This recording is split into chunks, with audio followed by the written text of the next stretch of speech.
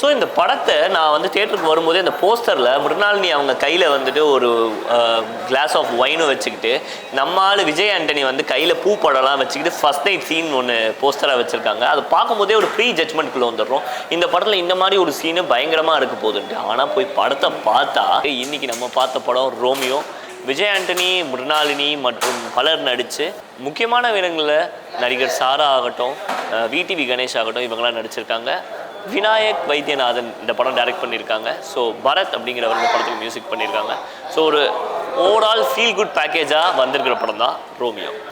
ரோமியோட மிகப்பெரிய பாசிட்டிவ் என்ன? விஜய் ஆண்டனி இந்த படத்துக்கு ஹீரோவாக கேஸ்ட் பண்ணியிருக்காங்க.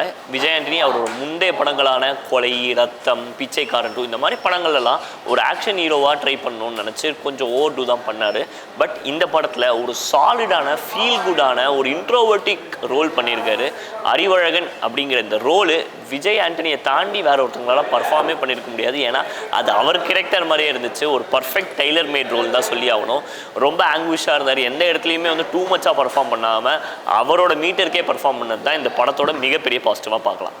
இன்னொரு மிகப்பெரிய பாசிட்டிவ் அப்படின்னு பார்த்தோன்னா மிருணாளினி அண்ட் விஜய் ஆண்டனி அவங்களோட அந்த காம்பினேஷன். இனிஷியலாக இது என்னடா ஒரு மௌனராகம் படம் மாதிரி போயிட்டுருக்கு. கல்யாணம் ஆகிட்டு வராங்க, 2 பேரும் சேரலை, தொட மாட்டேங்கிறாங்க, அப்படி தான் போகும்போது கடைசியாக நிலாவே பாட்டெலாம் போட்டுற போகிறாங்களேன்னு யோசிச்சுட்டு இருந்தோம். பிஜிஎம்மும் கொஞ்சம் இளையராஜா சார் போடுற மாதிரி தான் இருந்துச்சு.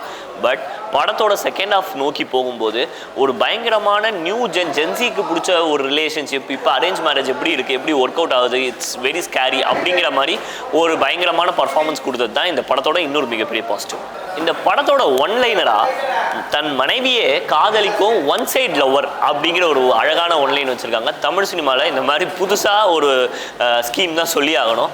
என்னதான் தன்னோட ஒய்ஃபாக இருந்தாலுமே அவங்கள தூரத்துலேருந்து நின்று காதலிக்கிற ஒரு ஹஸ்பண்டு அவங்களுக்கு இருக்கிற இன்செக்யூரிட்டிஸை அவங்க லவ் பண்ணுவாங்களா மாட்டாங்களா அப்படிங்கிற போடுற ஒரு டெலியூஷனலான ட்ராமா தான் இந்த ரோமியோ. இந்த படத்தில் என்ன எனக்கு வந்து ஒட்டவே இல்லைன்னா, ரோமியோ அப்படின்னு டைட்டில் வச்சுருக்காங்க. இந்த படத்துக்கும் ரோமியோங்கிற டைட்டிலுக்கும் என்ன சம்பந்தம் அப்படிங்கிறது தான் ஒத்தவே இல்லை. என்ன தான் வந்து இந்த படத்தை வந்து ஒரு முடிஞ்ச அளவுக்கு ஒரு ஃபீல் குட், ஒரு ஹியூமர் ராம்காமாக பண்ணியிருந்தாலுமே இந்த படத்தோட மிகப்பெரிய நெகட்டிவ்னு பார்க்குறது அதோட காமெடிஸ் அண்ட் அதில் வர சில ஆக்ஷன் சீக்வன்ஸ் தான் சொல்லியாவேன். நிறைய காமெடிஸ் வந்து சலிக்கும் விதமாக தான் இருந்துச்சு. சாரா பண்ணுற சில காமெடிஸ்லாம் ஒர்க் அவுட் ஆகிருந்தாலும், சில இடத்துல வந்து ரொம்ப இன்னசென்ட்டாக விஜய் ஆண்டனி சார் பண்ணுற காமெடிஸ்லாம் ஒர்க் அவுட் ஆகிருந்தாலும், விடிவி கணேஷ் சார் வந்து பண்ணுற காமெடிஸ்லாம் ரொம்ப பெருசாக ஒர்க் அவுட் ஆகலன்னு தான் சொல்லி ஆகணும். தியேட்டரில் இருந்தவங்களுக்குமே மிகப்பெரிய ஒரு உச்சு கொட்டுற மொமெண்ட்ஸ் நிறையா இருந்துச்சு. இந்த காமெடி சீக்வன்ஸில் இன்னும் பெட்டராக கண்டிப்பாக எழுதியிருக்கலாம். அண்ட் ஆக்ஷன் சீன்ஸ் தேவையே இல்லாமல் இந்த ஒரு படத்துக்கு ப்ரீ கிளைமேக்ஸில் ஒரு ஆக்ஷன் சீன் வச்சுருக்காங்க. அதில் நெருப்பெல்லாம் பறக்க விஜய் ஆண்டனி சார் ஹீரோயினை காப்பாற்றிட்டு ஒரு கம்பியை பிடிச்சி பறந்து வந்து ஒரு ஸ்டண்ட் பண்ணியிருக்காரு. படத்துக்கும் அந்த சீனுக்கும் சம்மந்தமே இல்லை. சரி, ஒரு கமர்ஷியல் படம் எடுக்கிறோம், இந்த மாதிரி ஒரு சீன் வச்சா அவன் விசில் அடிப்பான் அப்படிங்கிற ஒரு மைண்ட் செட்டோடு வச்சுருக்காங்கன்னு நினைக்கிறேன். ஸோ அது ஒரு மிகப்பெரிய நெகட்டிவ். ஹீரோயின் மிருணாளினி ரவி ஒரு க்யூட்டான பர்ஃபார்மன்ஸ் பண்ணியிருக்காங்கன்னு கண்டிப்பாக சொல்லி ஆகணும். ஒரு நியூ ஜென் கேர்ளாக வராங்க. She wants to become an actress. அந்த மாதிரி ஒரு ரோல் பண்ணும்போது ஒரு மிகப்பெரிய கரேஜியஸ் ரோல் தான் சொல்லி ஆகணும். ஒரு 2 டிஃப்ரெண்ட் ஷேட்ஸில் பண்ணுறாங்க. லைக் அவங்க ஊரில் இருக்கும்போது ஒரு சைலண்ட்டான கேர்ளாகவும், ஊரை விட்டு வெளில வந்துட்டு அங்கே இடத்துல என்ன அராத்தனம்லாம் பண்ணுறாங்க. இந்த சீனில் கட்டிங்லாம் போடுறாங்க. அதெல்லாம் வந்து பிரேவான ஒரு மூவ் தான் சொல்லி ஆகணும். நிறைய கான்ட்ரவர்சிக்கு உள்ளே போகலாம். என்ன இப்படி தான் வந்து சினிமாவில் இருக்கிற ஹீரோயின்லாம் நீங்கள் ப்ரொஜெக்ட் பண்ணுறீங்களா அப்படின்னு ஒரு குற்றச்சாட்டு கூட வரலாம். But she did this move. அதை தாண்டி அவங்க வந்து கடைசியாக அந்த ஒரு ரொமான்டிக் போர்ஷனில் விஜய் ஆண்டனி ஏன் பிடிச்சது அப்படின்னு பண்ணுற அந்த ரோல் இன்னுமே மனசில் நின்றுச்சு. ஸோ இந்த படத்தை நான் வந்து தியேட்டருக்கு வரும்போதே அந்த போஸ்டரில் மிருணாளினி அவங்க கையில் வந்துட்டு ஒரு கிளாஸ் ஆஃப் ஒயினும் வச்சுக்கிட்டு நம்ம ஆள் விஜய் ஆண்டனி வந்து கையில் பூ படம்லாம் வச்சுக்கிட்டு ஃபர்ஸ்ட் நைட் சீன் ஒன்று போஸ்டராக வச்சுருக்காங்க. அதை பார்க்கும்போதே ஒரு ப்ரீ ஜட்மெண்ட்குள்ளே வந்துடுறோம்.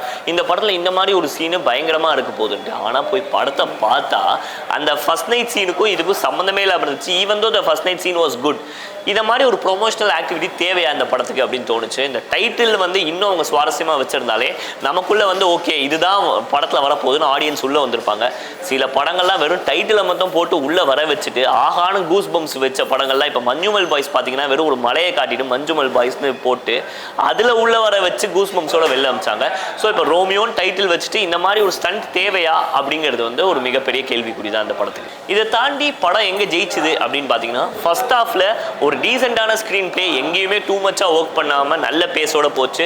இன்டர்மிஷன் பிளாக் கண்டிப்பாக ஒரு பேங்கராக இருந்துச்சு. நான் ஹீரோவா அப்படின்னு சொல்லிட்டு ஒரு ரியாக்ஷன் கொடுக்குற மாதிரி நம்ம விஜய் ஆண்டனியை காட்டும்போது ஆமாம் இவரெல்லாம் ஹீரோ ஆவாரா அப்படின்னு யோசிச்சுட்டு இருந்தவங்களுக்கு இவரும் ஒரு ஹீரோ தான், அதுக்கேற்ற பர்ஃபார்மன்ஸ் கொடுத்துருக்காரு அப்படிங்கிற மாதிரி ஒரு ஃப்ரேம் வச்சுருந்தாங்க. அது பியூட்டிஃபுல்லாக ஒர்க் அவுட் ஆச்சு. பட் டுவர்ட்ஸ் செகண்ட் ஆஃப் ரொம்ப நிறைய தேவையில்லாத சீன்ஸ் இருந்த மாதிரி இருந்துச்சு. அங்கங்கே அந்த தங்கச்சி எமோஷன்ஸுங்கிறது எமோஷனலாக கனெக்ட் ஆயிருந்தாலுமே பட் அதை வந்து இன்னும் டீட்டெயில் பண்ணி அவங்க காமிச்சது வந்து ரொம்ப ஜவ்வு மாதிரி இழுக்கிற மாதிரி இருந்துச்சு. அந்த ஃபயர் ஆக்சிடென்ட் ஆகட்டும், அந்த ஃபயர்னால அவருக்கு வந்த ட்ராமா தான் இவ்வளோத்துக்கும் காரணம் அப்படிங்கிறத திருப்பி திருப்பி திருப்பி காமிச்சு அந்த விக்ரம்ங்கிற டெலியூஷனல் கேரக்டர் ஆகட்டும், இதெல்லாம் வந்து ரொம்ப எலாபரேட் பண்ணிட்டாங்கன்னு தோணுச்சு ஹானஸ்ட்டாக.